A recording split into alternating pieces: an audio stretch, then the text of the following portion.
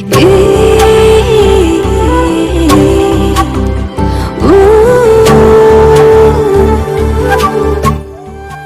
মই আপোনাৰ প্ৰেমত পৰিলো। কবি মিতুমণি দাস।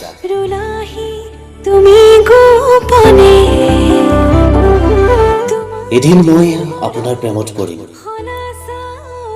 আপুনি ভাল পোৱা কামবোৰ কৰিম। আপুনি ভাল পোৱা গীতবোৰ কবিতাবোৰ শুনিম।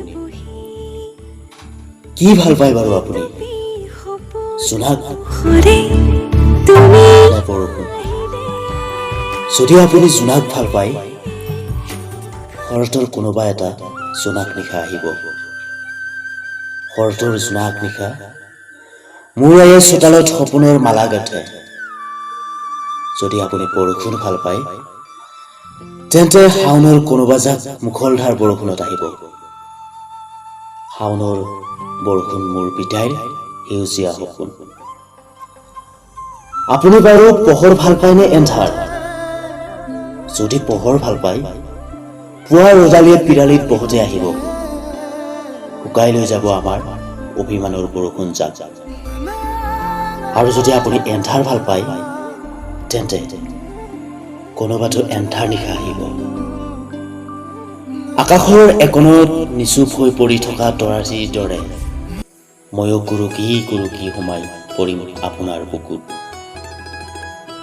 আপুনি কি ফুল ভাল পায়, বকুল নে শেৱালি?